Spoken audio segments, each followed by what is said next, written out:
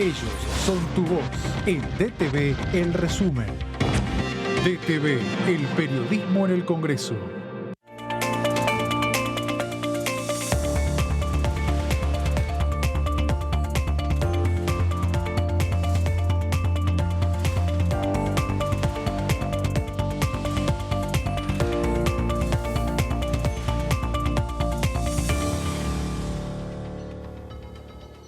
Hola, bienvenidos al resumen de noticias parlamentarias. Vamos a compartir con ustedes una hora de las noticias más importantes del día. Para arrancar, José, bienvenido. ¿Cómo estás? Hola, Lu, ¿cómo estás? ¿Todo bien? Todo bien, todo bien. Hoy con una jornada intensa por una sola comisión que hubo, pero duró bastante. Podía haber durado más, pero estuvieron bastante acotados a los tiempos los participantes para tratar un tema del que ya hablamos ayer y que hoy vamos a seguir abundando sobre el tema, porque es la modificación del régimen de transparencia de sociedades por acciones simplificadas. Así es, una jornada, podríamos decir, que estuvo repleta de juristas, abogados, especialistas en derecho societario, también miembros del Poder Judicial de la provincia de Santa Fe, como el presidente de la Corte Suprema de Justicia de Santa Fe, fiscales, jueces. Bueno, hablando un poco de la importancia de modificar este proyecto, ¿no? Un proyecto presentado por el presidente del bloque del Frente de Todos, por Germán Martínez, que busca de alguna manera, modificar el actual régimen, sí, pero darle más transparencia, pero sin caer en lo burocrático. Difícil.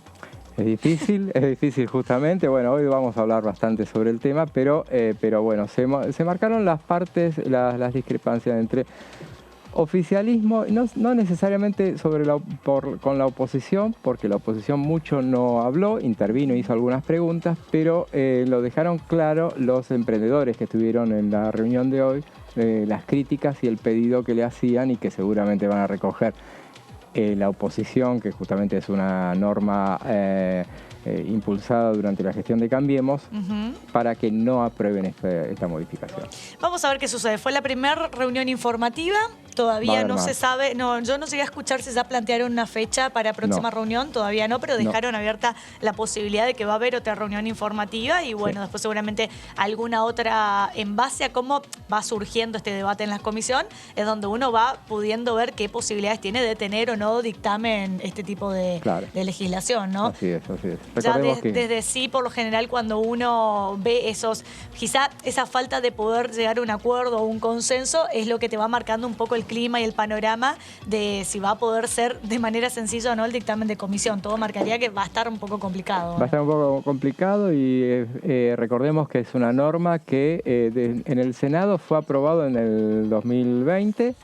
Después pasó, la media sanción pasó a la Cámara de Diputados, una modificación que no era necesariamente este proyecto, pero tuvo dictamen un año después, en 2021, pero nunca se llegó al recinto. Así es, si les parece, vamos a arrancar haciendo un repaso de la palabra de los distintos oradores, disertantes que estuvieron en el día de hoy en la Comisión de Legislación General, y vamos a arrancar por el presidente de la Corte Suprema, no es la Corte Suprema, sí, la Corte Suprema de Justicia, pero de Santa Fe. Claro, del juez, el nombre es Daniel Aníbal Herbeta. Vamos a ver qué decía al respecto de este tema. Me parece que este es un tema central. Repito, las SAS han sido utilizadas en este caso puntual que investigó el fiscal Rodríguez, pero no son la única herramienta legal que permiten canalizar el dinero que proviene de actividades ilícitas. Y no solo de actividades ilícitas, que provienen también de mercados formales a través de la evasión. Hay otros instrumentos que también son legales y nadie los cuestionaría, pero que no tienen ningún control, como las asociaciones mutuales. E incluso, en menor medida, los fideicomisos. Entonces, la experiencia que hemos vivido nosotros en una ciudad con una dinámica de conflictividad, y ya voy terminando, tan alta como la que ha tenido Rosario, como la que tiene Rosario, que tiene que ver con una desregulación, porque justamente en Rosario se desreguló el micromercado de droga. ¿Quién lo desreguló? La policía lo desreguló. Y las consecuencias de la desregulación son estas. La policía desregula, se retira, cede el control del territorio, pasa a gerenciar parte de estos negocios con algunas organizaciones y bueno, la disputa por estos mercados y por otro tipo de actividades ilícitas. Hoy están de moda porque tienen poco costo, las extorsiones, las usurpaciones de vivienda, las balaceras, que tienen poco costo, digamos, para estas bandas polirrubros. Bueno, esta desregulación va asociada a una violencia letal que no tiene precedente en la historia argentina. Argentina tiene 4.6 homicidios cada 100.000 habitantes, Córdoba debe tener 2.3 y Rosario tuvo una tasa de 22.6. No es un aliciente que Montevideo haya tenido una tasa más alta que la nuestra, ni que Chicago tenga una tasa de 32 homicidios cada 100.000 habitantes. No es un aliciente para los rosarinos, pero estamos muy por encima de cualquier media nacional, descompensamos el promedio nacional precisamente por este fenómeno. Y este fenómeno no debe solamente vincularse a la parte, digamos, más visible, que son estas bandas polirrubros que han generado una expertise tremenda en el despliegue de violencia en una ciudad inundada de armas, porque el 72% de los homicidios se han cometido con armas de fuego, en una ciudad donde también toda esta violencia está concentrada en los sectores más vulnerados, 13% del territorio urbano de la ciudad de Rosario solamente, porque como en cualquier problema social, los que más pagan los costos de la inseguridad son los sectores más vulnerados. Pero este esquema tiene una dimensión financiera, porque el producto, ha habido una investigación de la Universidad Nacional de Rosario de hace 5 años atrás, se calculaba en 70 millones de dólares anuales. El producto de este mercado o micromercado no es un problema de tráfico. Rosario está en un enclave estratégico y ha habido problemas porque también tenemos una hidrovía que no tiene control. Pero esa situación nos genera los muertos. Los muertos los genera el mercado interno y estas bandas polirrubros que se disputan el territorio. Bueno, entonces escuchábamos la palabra del juez de la Corte Suprema de la provincia de Santa Fe con declaraciones bastante fuertes y un poco lo que veníamos hablando acá también cuando hablábamos del tema de al fortalecimiento de la justicia penal en Santa Fe. Un poco se tocó estos temas, ¿no? De los homicidios, del crimen organizado dentro de la provincia de Santa Fe, entonces, perdón, dentro de la ciudad de Rosario, ¿no? Claro. Bueno, un tema bastante complejo, sí, ¿no? Es muy complejo y justamente fue el disparador, por eso estuvieron el titular de la Suprema Corte de Justicia de Santa Fe y un fiscal estuvieron presentes porque, bueno, el caso de el narcotráfico y los monos en particular, que es la banda dominante con el narcotráfico en Santa Fe, justamente fue el gran disparador. Después vamos a ver bien de dónde es que surge este tema, pero fue el gran disparador a partir del hecho de que ellos, se supo este año que bueno, utilizaban el mecanismo de la SAS para lavar dinero. Claramente es lo que hacían, entonces a partir de eso, bueno, vuelve el oficialismo a intentar modificar esta norma y bueno, es lo que se plantea y se analizó durante toda esta jornada, ver los pros y los contras de aplicarlo. Una cuestión que ya lo hablábamos fuera de cámara, pero donde todos parecieran tener razón, pero veremos qué es lo que prevalece entonces. Exactamente, bueno, es un tema, como decíamos,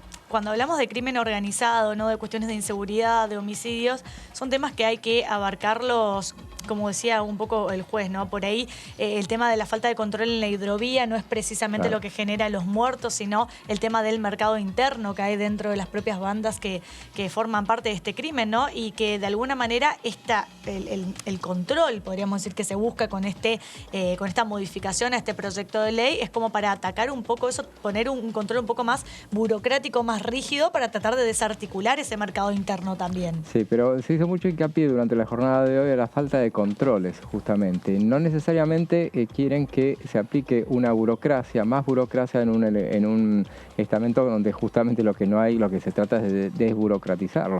Pero que sí exista el control del Estado, porque bueno, es lo que pasa y lo decía recién el juez.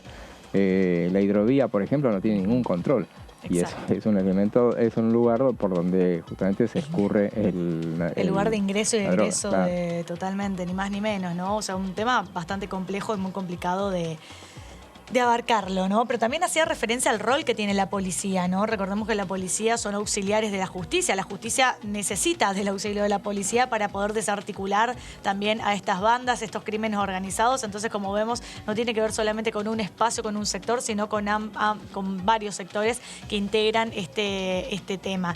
Y si te parece, vamos a seguir repasando la palabra del doctor Walter Alberto Rodríguez, que es titular de la Fiscalía Federal número 2 de Santa Fe, que hablaba respecto a este tema y a ver qué decía.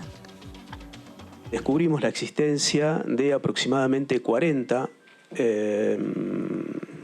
SAS que estaban interrelacionadas entre sí, y luego de un análisis, de un trabajo del organismo de investigaciones que colaboró en carácter auxiliar de la Fiscalía, se construyó una imputación por el delito de asociación ilícita tributaria con respecto a las personas que aparecen en este conglomerado societario que les acabo de mencionar. Las características más sobresalientes es que todas estaban inscritas en la Ciudad Autónoma de Buenos Aires, y luego, cuando pedí a la Administración Federal de Ingresos Públicos los movimientos de estas sociedades, llegué a la conclusión que se habían formado en parte y casi exclusivamente para generar usinas de facturas falsas, que en su conjunto llegaron a facturar la suma de más de 700.000 millones de pesos a valor de aquel entonces. Se generó, producto de estas operaciones falsas o ficticias, un crédito fiscal a favor de más de 1.300 contribuyentes. Se emitieron falsamente más de 8.500 facturas, y esto, de alguna manera, y conforme a un informe elaborado por la citada Fuerza Auxiliar, que es el organismo de investigaciones, se logró determinar que fue posible, gracias a las facilidades que otorgaba la posibilidad de conformar este tipo de sociedades mediante la plataforma TAD, o sea, mediante los trámites a distancia, que facilitaban en una computadora cargar un formulario y, en definitiva, comenzar con la inscripción de la sociedad para poder rápidamente ponerlo en funcionamiento. La última cuestión que a mí me parece de interés señalar es que en la investigación se hizo un trabajo desde la Fiscalía analizando el tiempo real de vida de las SAS. Siempre me estoy refiriendo a las 40 que constituyen materia de investigación, por supuesto. Y comprobamos que tenían un momento, digamos, neurálgico de desempeño de actividades que no duraba más de entre 3 y 4 meses. Eso nos llamó la atención y nos indicó la necesidad de tratar de interpretar por qué motivo ocurría eso. Porque, en definitiva, las extensiones temporales de la existencia de las sociedades que nosotros evaluamos en un margen que cortamos en abril del 20 y se iniciaron en marzo del 18, nos daban que tenían una vida un poquito más prolongada desde el punto de vista societario, pero de repente no producían más actividades comerciales o no facturaban. Y ahí le encontramos una explicación, que las personas que estaban involucrados en esta y que integraban la asociación ilícita tributaria, lo que hacían era trabajar, entre comillas, fingiendo las actividades comerciales de una sociedad, y a los 3 o 4 meses, cuando percibían algún tipo de actividad de contralor por parte de la Administración Federal de Ingresos Públicos desde otro costado, abandonaban el funcionamiento de estas sociedades, constituían una nueva, y con esa nueva siguen haciendo la misma mecánica delictiva de la cual estamos hablando. Bueno, entonces escuchábamos a Walter Rodríguez, es el titular de la Fiscalía número 2 de Santa Fe, y me parece importante remarcar algo que decía el titular, que es quien llevó a cabo la investigación. Relató cómo nació la causa en febrero del 2020 a partir de una avioneta que trasladó droga desde Paraguay a Santa Fe, y a partir de ese hecho se descubrió la existencia de aproximadamente 40 SAS que estaban interrelacionadas entre sí. Las características más sobresalientes es que todas estaban inscritas en la ciudad de Buenos Aires, entre algunas cosas que hizo hincapié, ¿no? Y ahí escuchábamos al fiscal y justamente él detallaba de qué manera habían descubierto todo y habían logrado determinar que, bueno, lavaban dinero a través de esas 40 SAS que lograron determinar que estaban en manos de integrantes de la banda de los monos. Pero durante el debate, uno de los participantes, recordemos, hubo 9 invitados a exponer hoy, Alejandro Ramírez, es abogado especialista en derecho societario. Él decía, por ejemplo, que toda esa investigación, felicitaba a los que habían participado durante la misma, pero justamente toda esa investigación había dado sus buenos frutos justamente porque está todo digitalizado. O sea, lo malo fue lo bueno en todo caso. Al estar todo digitalizado permitió atar todos los cabos sueltos y decía, por ejemplo, si se hubiera tratado de una SRL nunca lo hubieran podido determinar. Exactamente, es verdad eso. Así que hay que ver cómo van a seguir desarrollando este tema, ¿no? Y vamos a meternos ahora en la palabra de la diputada Carolina Jutrovic, que en un momento tomó la batuca de presidir la comisión, ¿no? Terminó reemplazando a Lucas Godoy, que es el presidente de la comisión, y nosotros al finalizar la Comisión de Legislación General pudimos tener una nota con ella y decía lo siguiente. Me parece que ha sido muy positivo que primero podamos empezar a debatir este tema. Es una iniciativa, como ustedes saben, encabezada por el diputado Germán Martínez, en función de una serie de antecedentes que han evaluado y casos reales que han evaluado donde, al menos en la visión que tenemos del Frente de Todos y acompañando un poco la presentación de este proyecto que han hecho, como decía, nuestro presidente de bloque, acompañado por Cecilia Moró, inclusive, y otros diputados, digamos, la incidencia que está teniendo en cuanto a la posibilidad de lavado de activos, o sea, al uso ilícito de estas sociedades, que las denominamos SAS, que son las de acciones simplificadas. Entonces, lo que estamos queriendo es modificar una ley de estas sociedades que se dictó hace ya unos años, del 2017, y que entendemos que por los antecedentes que incluso hoy tuvimos presentes, por ejemplo, un juez, el presidente de la Corte Suprema de Santa Fe y un fiscal federal, que dicen, bueno, que han detectado casos donde son utilizadas para hacer facturación apócrifa y de esa manera lograr evadir, digamos, el control de la justicia y lavar dinero proveniente de nada más y nada menos que el delito del narcotráfico. Entonces me parece que es un avance. Se han escuchado, por supuesto, voces en contrario, también que han venido a plantear que vamos a burocratizar la inscripción y el control de este tipo de sociedades que son muy utilizadas por lo que son las actividades de economía del conocimiento, pero bueno, en mi caso los datos que han podido brindarnos desde los expositores que han venido de parte de la AFIP y de la Inspección General de Justicia, para nosotros son números claros donde hablan justamente cuál es el avance de estas inscripciones de sociedades, en qué lugares se inscriben más, porque siempre están buscando justamente donde los controles son más laxos, ¿no?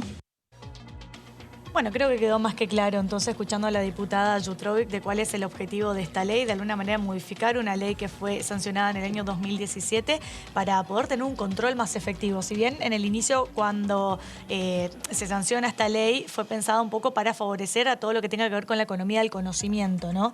Nadie pensó que esto terminaría usando el crimen organizado y que luego iba a tener estas dificultades que fue teniendo a lo largo de los años y que hoy necesita de esa reforma necesaria, ¿no?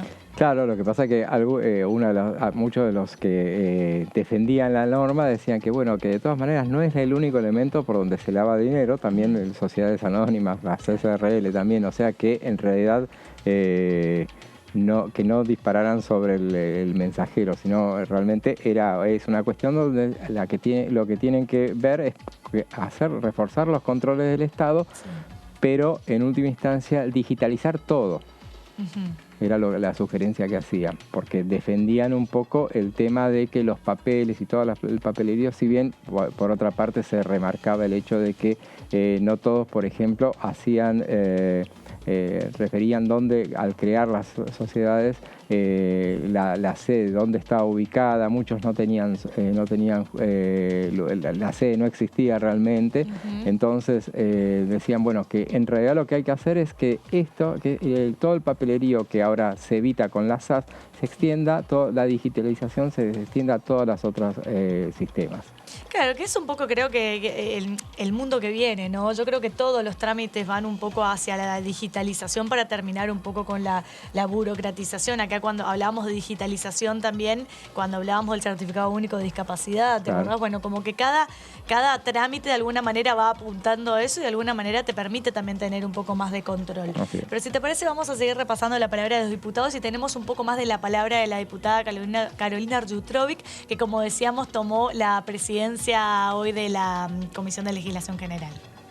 Creo que hay que mejorar la sinergia entre todos, porque, digamos, no podemos establecer una responsabilidad puntual o focalizada. Me parece que si no tenemos una buena normativa, si no establecemos ciertas obligaciones a la hora de que las empresas, por ejemplo, se inscriban y fijen un domicilio comprobable, etcétera, la IGJ se queda sin herramientas para ir a esos lugares y controlar. Ellos dieron acá unos números sobre que de una cierta cantidad de empresas que ellos controlaron como muestreo el año pasado, el 95%, por ejemplo, no tenía los balances presentados y un 85%, digamos, cuando fueron a los domicilios, eran inexistentes, eran apócrifos también, o sea, porque decían, esta persona hace 10 años que se fue de este lugar, o sea, y ellos tienen que controlar de esa manera, digamos. Entonces, quizás lo que tenemos que mejorar es, primero, la legislación, las herramientas de control y fortalecer a los organismos de control. La FIP planteaba lo mismo. O sea, dieron una serie de números que, bueno, no vienen al caso ahora, pero plantean que ellos tienen que tener ciertos elementos para controlar y mostraron acá un estudio que después lo van a compartir sobre cómo ellos detectaron que estos temas puntuales, que son los más discutidos en cuanto al tema del domicilio y de la presentación de balances, serían elementos positivos para ejercer ese control. Me parece que pasa por ahí, ¿no? Hay que reforzar las normas, o sea, mejorar las normas para que se pueda hacer una mejor fiscalización y, por supuesto, fortalecer los organismos de control, no hay ninguna duda. O sea, hay una responsabilidad compartidas. Bueno, escuchábamos entonces la palabra de Carolina Arjutrovic, que decía la importancia de fortalecer la legislación para tener un mejor control, porque a la hora de ir a controlar justamente a estas sociedades que se fueron creando a raíz de este sistema, de este programa, bueno, se empezaron a dar cuenta de que había deficiencias en la presentación de los balances, habían domicilios que no existían y que de alguna manera fortalecer justamente las herramientas y la legislación permite un mejor control. Pero para meternos en el tema y entender específicamente de qué se trata todo esto que tiene que ver con sociedades, con derecho comercial, con derecho societario, y por eso tuvimos a muchos abogados, juristas en el día de hoy especializados en la materia explicando sobre esto. Vamos a ver, José preparó unas placas que nos va a contar de qué se trata.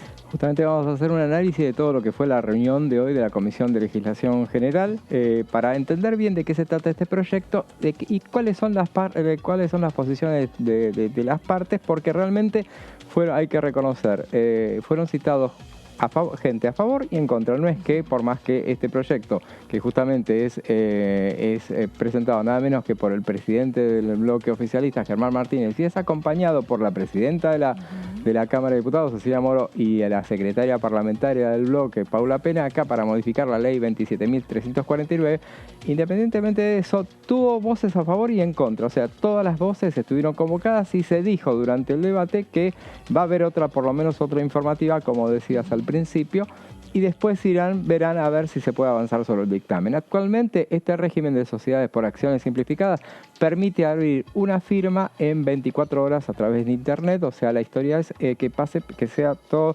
sin burocracias. Veamos a ver qué es lo que dijo cada uno de los 9 expositores que estuvieron hoy. Sí, a ver. Vamos a otra placa y el primero estuvo justamente el que lo veíamos al principio, que es el doctor Daniel Aníbal Herbeta, es presidente de la Suprema Corte de Justicia de la provincia de Santa Fe. Y él dijo que esta es una herramienta apta con mucha idoneidad para el desarrollo del capital emprendedor. Él lo reconoció, no opinó a favor ni en contra, sino que simplemente él decía que, bueno, es una herramienta apta, pero lo puso como una comparación y fue por ahí arrancó. Dijo, puede ser una tostadora para usarla la puedo usar para hacer ricas tostadas, pero también para quemarle los dedos a alguien. Claro. O sea que depende de... La herramienta es buena, Sí. pero hay que ver cómo se la utiliza justamente. Entonces, Como todo un poco, ¿no? Sí, Echa la obviamente. ley, echa la trampa también, ¿no? Depende de cómo lo utilizás, viste, es el resultado que vas a tener. veamos a ver, bueno, él reclamó establecer un régimen de transparencia y recordó que la regulación de las SAS está sujeta a una pluralidad de reglamentaciones que tienen que ver con competencias provinciales y organismos de control que existen en la Ciudad de Buenos Aires y las provincias. ¿Por qué? Porque independientemente de lo que es la ley nacional, cada provincia la regula especialmente. Por eso se hacía hincapié en el hecho de que en la provincia de Santa Fe, por ejemplo, que son más estrictos con la norma y tienen otras normas de control, hicieron que esta gente que las utilizó para el mal, digamos, Sí. y en esos términos se hablaba hoy en particular, fueron a la Ciudad de Buenos Aires a utilizar marcaban domicilio, por ejemplo, en la Ciudad de Buenos Aires. Es lo que hacían y es así que fue uno de los detalles que le llamó la atención, el hecho de que estaban, la mayoría, esas 40 estaban radicadas en la Ciudad de Buenos Aires y todos vivían en Rosario o Santa Fe. Sospechoso ya, claro. O sea, eso fue lo que, pero Sí. insisto, lo que les permitió, el hecho de la digitalización fue lo que les permitió llegar hasta donde llegaron y decían además que había un problema más de fondo que tiene que ver con los vicios de nuestras sociedades. Decía, por ejemplo, Herbeta, él decía que va a haber que repensar la ley de sociedades. Decía que hay un principio de intangibilidad del capital social que rige nuestro derecho y cuando uno piensa en una sociedad anónima piensa en una empresa grande y cuando uno piensa en una SRL piensa en una pyme. Pero y ponía el ejemplo de una sociedad anónima, se alcanza con 100.000 pesos, se puede establecer. Y la General Motors, comentaba, es una SRL, por ejemplo, Claro. así que eso no necesariamente... Yo creo que es un poco el paradigma al cual van las leyes y el derecho en general, porque muchas de las leyes que nos rigen hoy en día, y muchas de esas tienen que ver con temas de sociedades, derecho comercial, societario, son leyes antiguas, que un poco, Claro. como van evolucionando los institutos, como van evolucionando el crimen organizado, los delitos, las instituciones, las sociedades, amerita una actualización en base a la nueva realidad que estamos viviendo. Entonces yo creo un poco que es el paradigma hacia cuál va el derecho, hacia cuál va la legislación, de ir actualizándose a medida que las cosas van cambiando, ¿no? Claro, justamente ese mismo elemento fue puesto en consideración durante la jornada de hoy y decía el hecho de que, yo no me acuerdo, por ejemplo, los autores de la norma de la ley de sociedades decían, nunca pensaron que, bueno, iba a existir la digitalización, por ejemplo. Entonces el derecho, si bien es lo que es... Es como lo en que el rige derecho todo, penal, que cuando recién inician los autores del derecho penal, nunca se iban a imaginar que podría existir, no sé, el grooming, el ciberacoso. Claro, Eran son cosas todas... impensadas en ese momento y sin embargo, como la sociedad fue cambiando y fue evolucionando, aparecen nuevas formas de delinquir, nuevas formas de cometer delitos, de evadir la ley, requiere una legislación que se adecúe a la situación que estamos viviendo actualmente, ¿no? En todos los ámbitos del derecho. Tal cual, así es. Bueno, Herbeta decía también que los Monos tenían, la banda de los Monos, ¿no? la tristemente célebre, tenían constituidas cerca de 40 sociedades por acción simplificadas en la Ciudad de Buenos Aires, siendo que todos sus miembros tenían domicilio en Rosario o Santa Fe, lo que decíamos, porque decían que se arma una especie de forum shopping donde eligen dónde establecerse, donde más les convenga. Sí. Habló de la falta de fiscalización que tenemos en el país y citó casos inéditos como que un estudio jurídico fuera la sede de 90 sociedades. Por ejemplo, en la investigación saltó ese tema, ese detalle, y bueno, digamos, las SAS, decía también Herbeta, han sido utilizadas puntualmente para esto, pero no son las únicas que permiten canalizar las actividades ilícitas, no son las únicas herramientas legales, decía.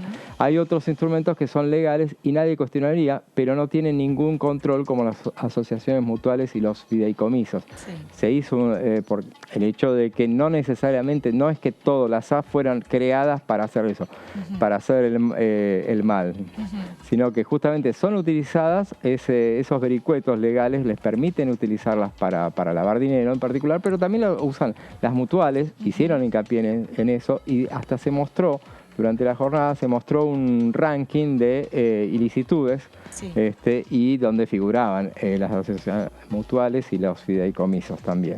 Y decían, por ejemplo, que, bueno, lo que escuchábamos también, que decía Herbeta, el hecho de que en Rosario se había desregulado justamente el micromercado de la droga y la policía tenía, bueno, parte de la mayor responsabilidad y inclusive pasó a gerenciar algunos de esos negocios. Y que ahí también está el tema, José, ¿no? Hacer un control también en las fuerzas que son auxiliares de la justicia, claro, que tiene que ver con las fuerzas federales, las fuerzas provinciales, con prefectura, con la policía aeroportuaria, es decir...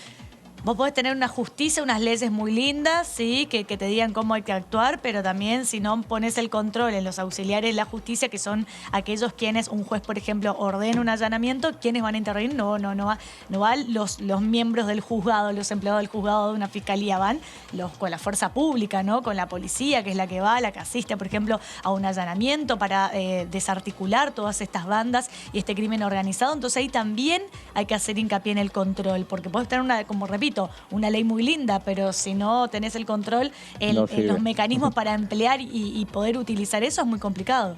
Así es. Bueno, después habló entonces el fiscal Walter Alberto Rodríguez, titular de la Fiscalía Federal número 2 de Santa Fe. Justamente ellos dos, y él dijo al arrancar su exposición, decía que se había visto reflejado en el proyecto, como contábamos ayer que hicimos el anuncio de lo que iba a ser el debate de esta ley.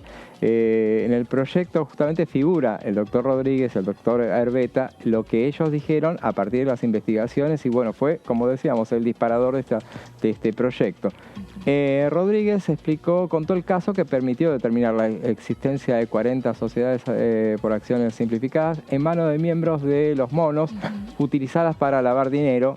El episodio, que se inició con la persecución de una avioneta, es lo que mencionabas al principio, cargada con droga, proveniente de Paraguay con destino a Santa Fe. Él comentaba, en particular decía que, bueno, habían detectado en la previa, o sea, la inteligencia funcionaba, habían detectado que la avioneta venía desde Paraguay hacia Santa Fe, no tenían el lugar donde iba a aterrizar, tenían 3 lugares probables donde aterrizara. Cuando verificaron dónde iba a hacerlo, habían visto que había un campo, habían cortado el césped para que lo hiciera ahí. Claro. Pero no habían calculado bien y entonces había un alambrado donde la avioneta se lo terminó comiendo el alambrado. Claro. Entonces tuvo ese pequeño accidente, no obstante lo cual, lo contaba el fiscal, ellos tuvieron inconvenientes para acudir a ese lugar porque, bueno, la persecución era a través por vía terrestre, los policías. Entonces, cuando llegaron tarde. Entonces, cuando llegaron finalmente, la droga ya se habían ido, el avión quedó, pero de todas maneras lograron investigar y dieron con él, se logró distribuir el producto en distintos públicos, pero nació la investigación en la que se determinó la identidad del piloto primero y un segundo que había ayudado a retirar la droga, que era un ex policía. Ahí se pudo determinar y a partir de eso dieron con un matrimonio que es la llave de esta investigación, pero eso lo vamos a contar después. Así es, nos va a contar después José porque llegó el momento de hacer un pequeño corte. Quédense con nosotros que enseguida volvemos con más noticias parlamentarias.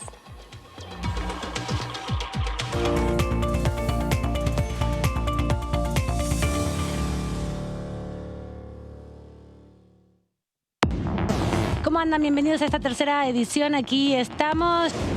Este proyecto, si bien no es un proyecto ideal que potencia todo el sector agropecuario, pero sí es una herramienta más para generar una cierta previsibilidad y certeza que también reclama el sector y que hoy no tiene para futuras inversiones. Por lo tanto, es un proyecto que requiere un debate. Todavía tenemos que ver, digamos, la gravedad o hasta dónde va a calar el tema de la sequía en las distintas provincias del país. Ese efecto que nosotros sabemos que va a estar presente, pero no sabemos la profundidad que va a tener en cada una de las economías regionales. DTV, tercera edición, de lunes a viernes.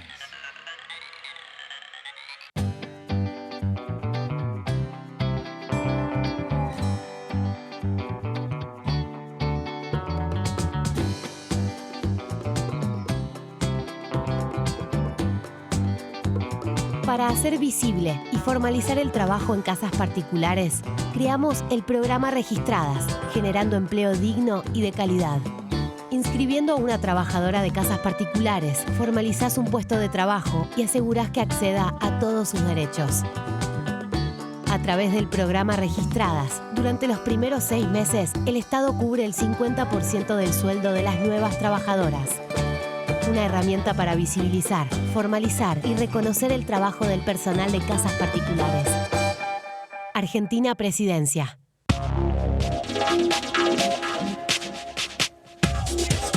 DTV es información, diálogo, análisis. DTV es federalismo, pluralidad de voces, libertad de expresión. DTV es todo lo que un país en democracia tiene que ser.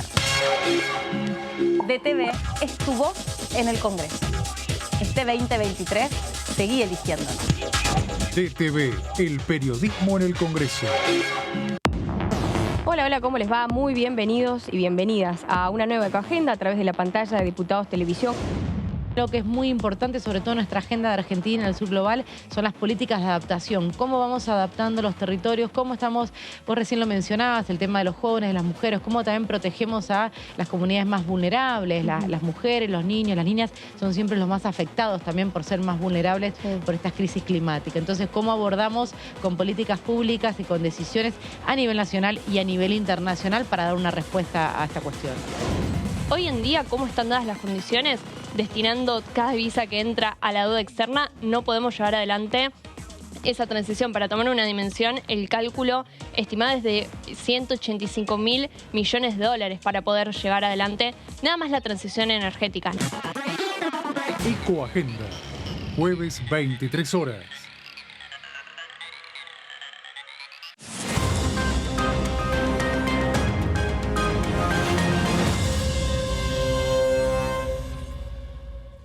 Continúa abierto el registro de acceso para los subsidios a la energía. Ahí podrás realizar la solicitud para acceder a los subsidios de gas y electricidad. Ingresá a www.argentina.gov.ar/subsidios y completa el formulario de inscripción. Acordate de tener las facturas a mano, ya que se te van a solicitar datos de medidor y número de usuario. No hace falta que el servicio esté a tu nombre. Con la segmentación energética, construimos un sistema energético más justo y sustentable y seguimos acompañando a quienes más lo necesitan. Secretaría de Energía, Ministerio de Economía, Argentina Presidencia.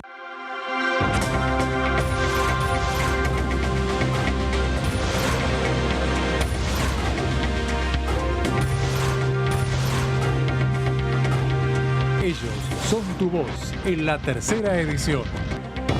DTV, el periodismo en el Congreso.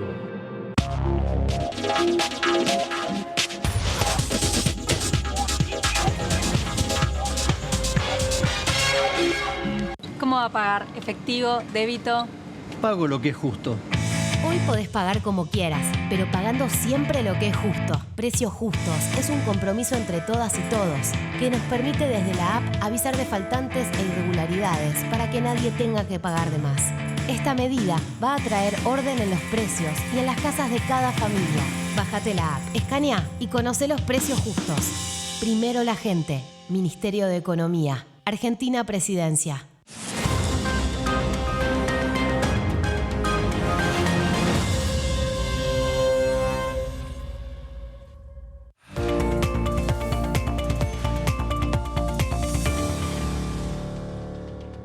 Ahora sí, continuamos con el resumen de noticias parlamentarias, desarrollando y analizando en detalle, paso por paso, en unas placas que nos está mostrando nuestro compañero José, lo que fue el tema del día, ¿no? Lo que fue el trabajo de la Comisión de Legislación General para fortalecer el régimen de las sociedades por acciones simplificadas. José, seguí contándonos de qué se trató esto. Estábamos con el tema de la parte policial. Sí. Entonces, la investigación justamente que permitió... Nos quedamos en que cayó la avioneta.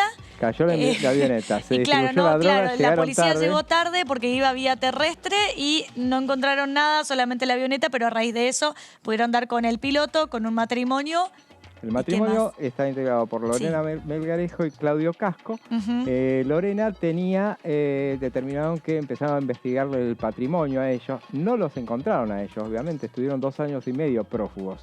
Ellos, en el caso de Lorena, descubrieron que tenía sociedades anónimas, integraba 2 sociedades anónimas, una de ellas constituida 8 días antes del vuelo. Entonces, a partir de ahí empezaron a investigar todo ese tema y bueno, finalmente fue que dieron con las 40 sociedades por acciones simplificadas que estaban interrelacionadas entre sí, todas con sedes en la ciudad de Buenos Aires y justamente formadas casi exclusivamente para generar usinas de facturas falsas.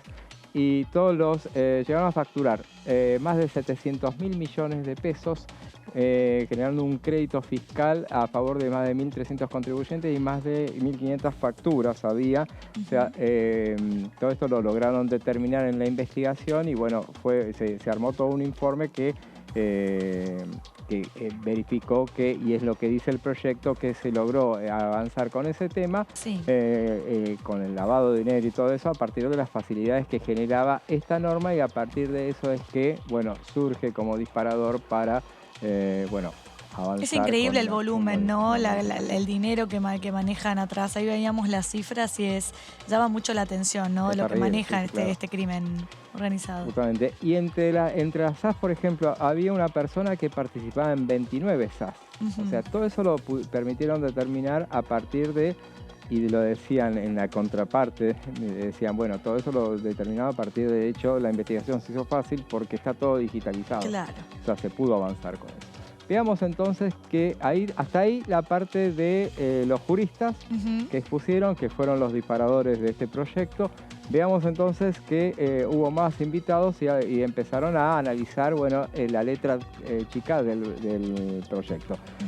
Estuvo el doctor Ricardo Augusto Nissen, que es inspector general de la Inspección General de Justicia. Él dijo que las SAS, él hizo toda una previa donde las vinculó con los Panama Papers, por ejemplo. Él decía, por ejemplo, las SAS fueron creadas por ley en el 2017.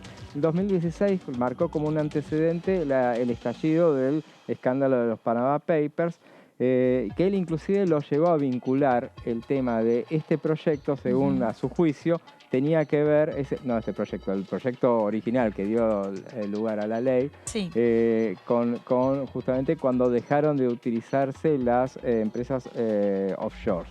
Bueno, él dijo que las SAS no pueden empezar con patrimonio neto, le empezó a hacer hincapié en algunas cuestiones, en unas consideraciones generales.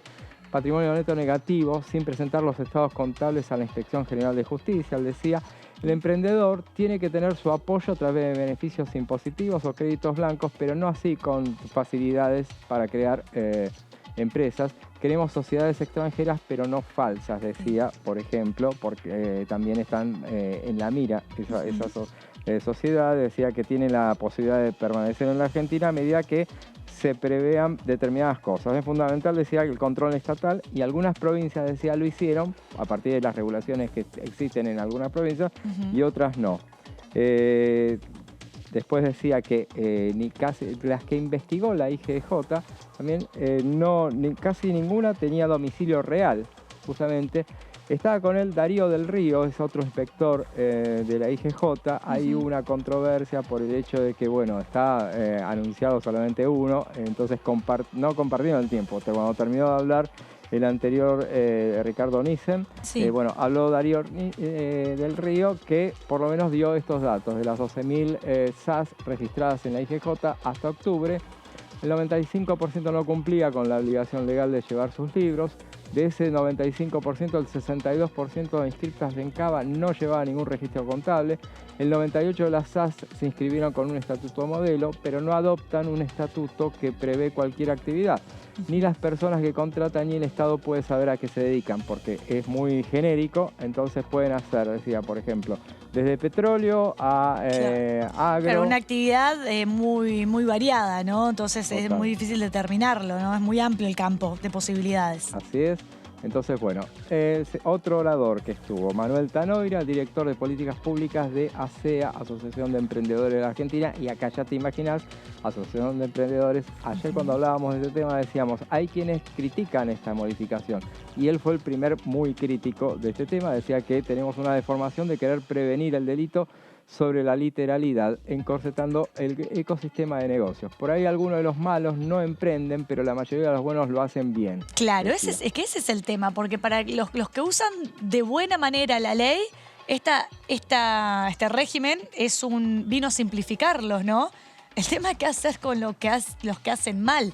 Ahí está el tema, ¿no? Que también de alguna manera tenés que ponerte un poco más riguroso para poder complicarla, por decirlo de alguna manera, claro, a que todas aquellas personas que utilizan una herramienta que es buena, ¿sí? que está pensada para estos fines buenos, pero ¿qué haces también con estos que utilizan para delinquir? Entonces se abre ahí una cosa es como en el medio de qué hacemos, ¿viste? Es complicado. Él ponía el ejemplo, decía, por ejemplo, todos los teléfonos que tenemos en la mesa, decía, sí, es como si mañana le dijera, pueden usar los teléfonos, pero les sacamos internet. Claro. A todos, decía. O por ejemplo, si los vehículos, bueno, los monos usan motitos, bueno, no se puede usar más motos. Entonces, él decía que no se puede avanzar sobre este tema de esa manera, o sea, eliminando la norma, si bien está claro que lo que quieren es aplicar regulaciones, pero que desde el punto de vista de los emprendedores es un poco como eliminarla.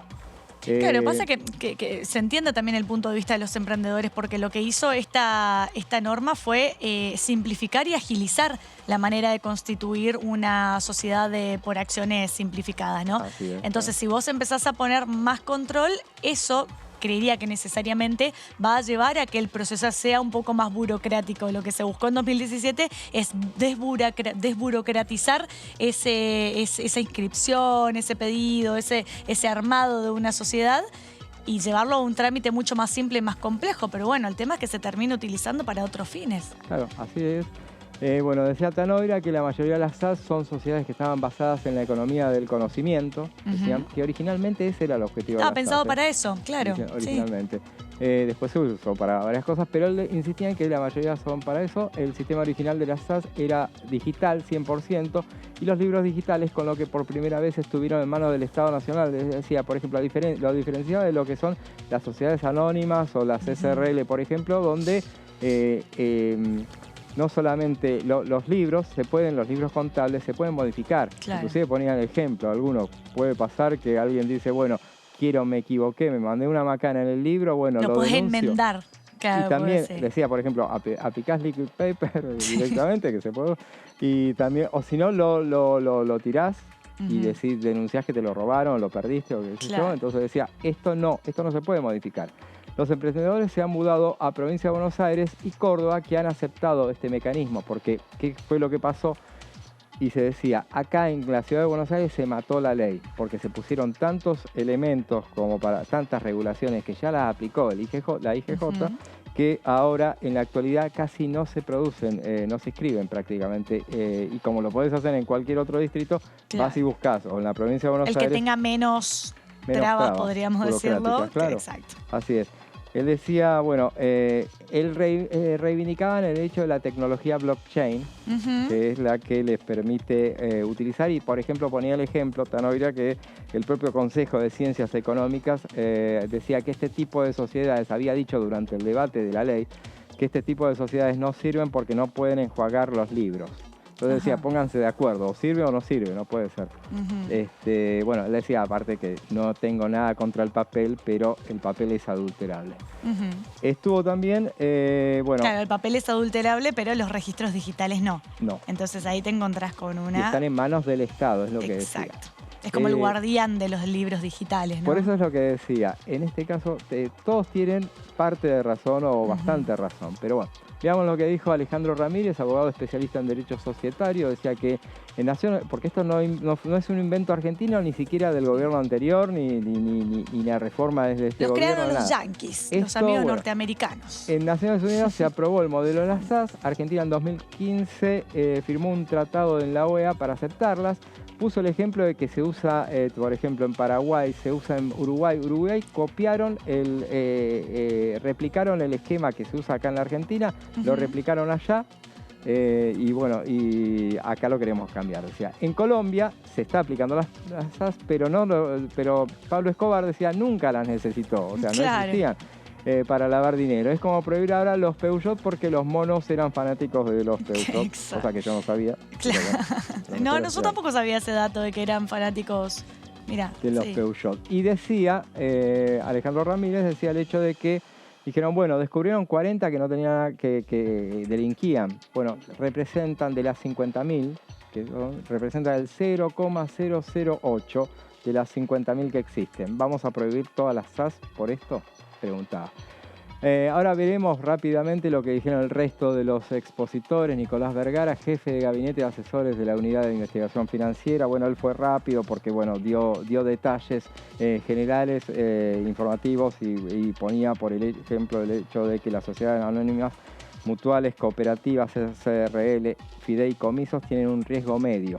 Y las que ocupan el mayor riesgo, en este caso, son las empresas extranjeras, mayores facilidades para evadir, y las sociedades de acciones para acciones simplificadas.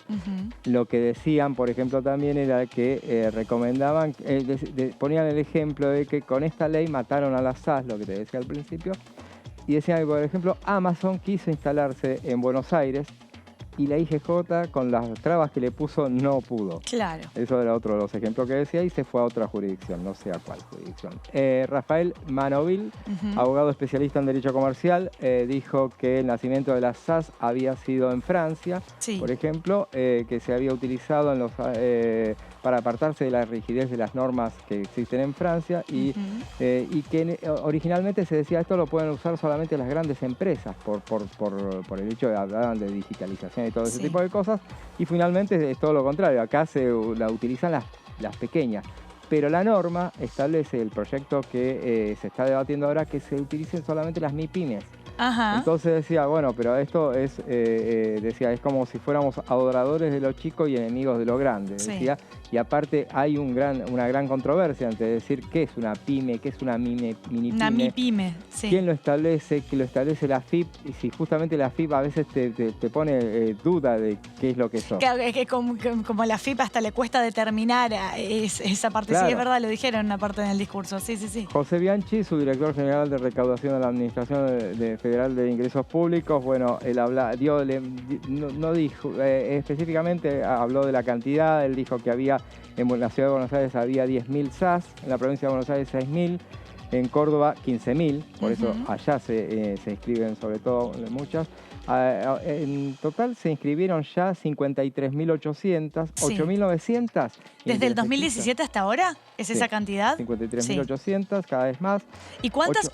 No sabés si llegaron a especificar cuántas fueron para fines lícitos y otras ilícitos. Se determinó que esas 40 específicamente son las que se ubicó que estaba de tomada. Las 53.000, 40.000 fueron para fines ilícitos. De las 53.000 eran 50 solamente, 40 solamente. Pero de todas maneras decían, por ejemplo, la FIP establece que hay 8.900 que no registran actividad. Que están flojitas de papeles. Que están muy flojitas de papeles, digamos.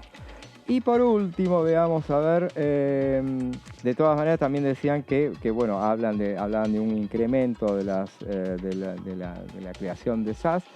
Y por último, José Pablo Sala Mercado arrancó, que es un abogado especialista en derecho societario, que con la tonada ya se notaba que era cordobés y que remarcaba y defendía el sistema. Arrancó por el final, se spoileó el mismo, dijo que él está a favor de la norma, a favor de la norma vigente y en contra absolutamente de lo que se quiere establecer, y decía que se estaba nacionalizando una cuestión jurisdiccional de la Ciudad de Buenos Aires. ¿Por qué? Porque el problema lo tuvo la Ciudad de Buenos Aires, que es lo que veíamos, que todos se radicaban acá y estaba flojito de papeles, pero en cambio decía que en Córdoba, por ejemplo, en Córdoba no existía el problema de la Ciudad de Buenos Aires. Funciona en otras provincias perfectamente bien, en Mendoza, Corrientes, Tucumán, o sea, no importa, San Luis, ponían el ejemplo donde funcionan bien, Y decía que este proyecto, en efecto, reconocía que no suprime las pymes, pero las desalienta totalmente, así como está. Sí. Decía aparte que estaba mal el título porque incluye las SRL en uno de los artículos. O sea, habla de las SRL, o sea que no necesariamente es transparencia de las sociedades por acciones simplificadas. Y decía que Argentina, lo que hablábamos fuera de cámara, el hecho de que Argentina es un país inflacionario en muchos aspectos, pero sobre todo en temas legislativos, porque le ponemos leyes donde no hace falta. Y tratamos de legislar todo y modificar las leyes que ya están, y entonces decía, bueno, háblame de inseguridad jurídica. Exactamente. José, ¿te gustó este tema, no? Es muy interesante y sigue. Estuviste un alumno 10 hoy en el detalle, ahí en cada cosa. Veo que lo desmenuzaste de una manera, pero el seguimiento perfecto lo hiciste en el día de hoy. No es que tuviste aparte tiempo, no sé, un día, 2 días para estudiarlo, para debatirlo, fueron horas. Nada, o sea, se nota que te gustó el tema, la verdad que fue impecable, espectacular tu presentación. ¿Y sabemos si van a ser, en la próxima informativa, van a ser los mismos oradores? No, van a invitar a nuevos... distintos. Seguramente. De otros juzgados, otras fiscalías, otros... Y los juzgados ya escuchamos a los más importantes porque, bueno, claramente eran los que fueron el disparador de esta investigación. Pero bueno, ahora habrá que escuchar más especialistas porque, como decíamos, está bien... los dos tienen parte de razón. Exactamente. Y se nos fue el programa, llegamos al final del resumen de noticias parlamentarias. Gracias por compartir con nosotros y nos encontramos mañana nuevamente a las 18 horas aquí por la pantalla de Diputados Televisión. Adiós.